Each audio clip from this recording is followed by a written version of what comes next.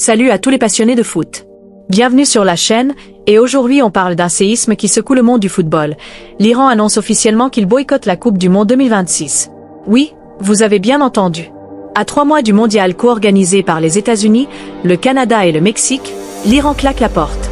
Et c'est le ministre des Sports Ahmad Doyan-Mali qui l'a confirmé en direct à la télévision d'État.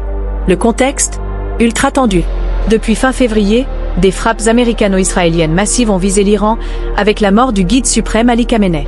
Des milliers de victimes civiles selon Téhéran.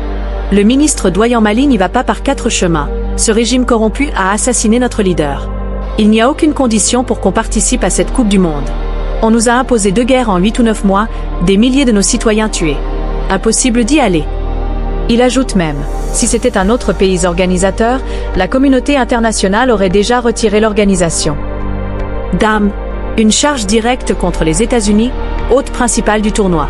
Et pendant ce temps, Gianni Infantino, le président de la FIFA, jouait la carte de l'unité hier soir. Il a révélé avoir discuté avec Donald Trump, qui lui aurait assuré « L'équipe iranienne est bienvenue aux États-Unis, plus que jamais on a besoin de la Coupe du Monde pour rassembler les peuples ». Infantino a remercié Trump pour son soutien et insisté « Le football unit le monde ». Sauf que Infantino n'était visiblement pas au courant de la déclaration du ministre iranien, sortie quelques heures après. Timing catastrophique.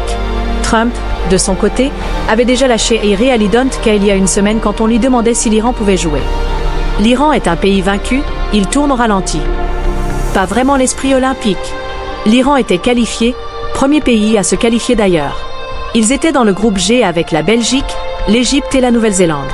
Tous leurs matchs de poule prévus aux États-Unis, Inglewood contre la Nouvelle-Zélande, puis Belgique et Égypte à Seattle. Imaginez l'ambiance si ça avait eu lieu. Maintenant, conséquence, la FIFA va devoir trouver un remplaçant. Sanctions possibles contre l'Iran ? Suspension des qualifications futures ? La fédération iranienne risque gros, mais vu le climat, ils s'en fichent royalement. Et si d'autres pays du Moyen-Orient ou alliés suivent ? Le Mondial 2026, déjà critiqué pour son format à 48 équipes et ses voyages interminables, pourrait devenir un vrai chaos géopolitique. Fans, c'est historique. Le foot n'échappe plus à la guerre. Est-ce que la FIFA va déplacer des matchs ? Retirer l'organisation aux USA ? Peu probable, Infantino répète que le mondial est trop grand, il aura lieu. Mais là, c'est un boycott officiel, pas une rumeur. Dites-moi en commentaire, est-ce que vous comprenez la décision de l'Iran ? Est-ce que la FIFA doit réagir plus fort ? Ou est-ce que le sport doit rester au-dessus de tout ?